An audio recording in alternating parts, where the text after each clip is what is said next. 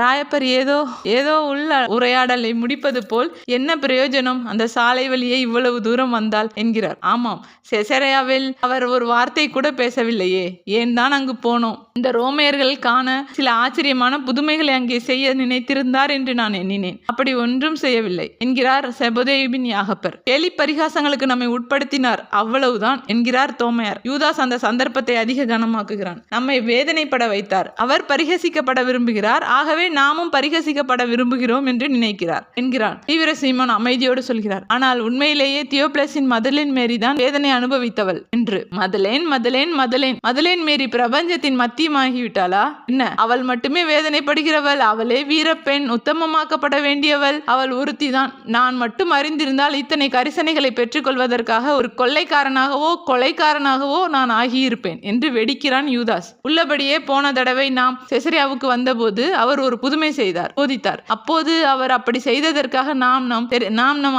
அதிருப்தியை தெரிவித்து அவரை சங்கடப்படுத்தினோமே என்கிறார் ஆண்டவரின் ஒன்றிவிட்ட சகோதரர். குழப்பம் என்னவென்றால், நாம் என்னதான் விரும்புகிறோம் என்று நமக்கே தெரிவதில்லை. அவர் ஒரு காரியம் செய்தால் நாம் முணுமுணுக்கிறோம், அதற்கு மாறுபட்டதை செய்தால் அப்போதும் நாம் முணுமுணுக்கவே செய்கிறோம். நம்மிடம் குற்றங்கள் நிறைய உள்ளன என்று அருளப்பர் கனமாகவே சொல்கிறார். அதற்கு யூதாஸ் பதிலாக, ஓ, இப்போ அடுத்த ஞானி பேசுகிறார். ஆனால் ஒன்று மட்டும் நிச்சயம், கொஞ்ச காலத்திற்கிடையில் எந்த நன்மையும் செய்யப்படவில்லை. எந்த நன்மையும் செய்யப்படவில்லையா? யூதாஸ், கிரேக்க ஸ்திரீ பற்றி என்ன நினைக்கிறாய்?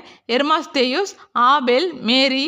ஆனால் இப்படி பொருட்டே இல்லாதவர்களை கொண்டா அவர் ராஜ்யத்தை ஸ்தாபிப்பார் என்று மறுப்பளிக்கிறான் யூதாஸ். அவன் ஒரு உலகத்தன்மையுள்ள வெற்றியை பற்றியே சிந்தனையில் மூழ்கி கிடக்கிறான். யூதாஸ், என் சகோதரருடைய செயல்களை நீர் தீர்ப்பிட வேண்டாம். நீர் தன் ஆசிரியரையே தீர்ப்பிட விரும்பும் சிறுவன் நீர். அதைவிட நீர் உயர்ந்த இடங்களில் வைக்கப்பட விரும்பும் ஒரு பொருட்டல்லாத ஆள் என்கிறார் யூதா ததேயுஸ். அவருக்கும் யூதாஸ் பெயர்தான், ஆனால் தன் பெயருள்ள அவன் மீது வெல்ல முடியாத வெறுப்பு அவருக்கு. இந்த தர்க்கங்கள் ஏன் இப்படி உப்பு செப்பில்லாமல் இருக்கின்றன என்று கூறி பிளவேந்திரர் பெருமூச்சு விடுகிறார். ஆண்டவர் நாம் மந்தையுடன் ஐக்கியப்பட்டிருக்க வேண்டும் என்று சொல்லி இருக்கிறாரே என்கிறார் மத்தேயு. அதற்காக நாம் வாய் பேசக்கூடாதா? நம் கருத்துக்களை வெளிப்படுத்தக்கூடாதா?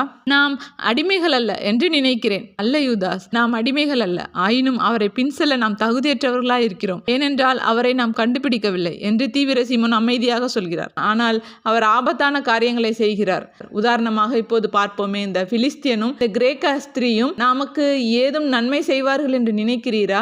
ஆண்டவர் நிற்கிறார், ஸ்திரீகளை விட்டு திரும்பி வர புறப்படுகிறார். அவருக்கு கேட்டுவிட்டது, வருத்தப்பட போகிறார் என்கிறார் அருளப்பர். தோமையார் துரிதமாக சொல்கிறார், ஆண்டவரை வரவேண்டாம், நாங்கள் வாத பிரதிவாதம் செய்கிறோம். ஆனால் சேசு அவர்கள் தம்மிடம் வந்து சேரட்டும் என்று காத்து நிற்கிறார். என்ன வாத பிரதிவாதம் செய்கிறீர்கள்? உங்களிடம் நான் மறுபடியும் சொல்ல வேண்டுமா? 3 சீடர்கள் உங்களை மிஞ்சி விட்டார்கள் என்று? அவருடைய அன்பான கடிந்து கொள்ளுதல் எங்களை தொட்டு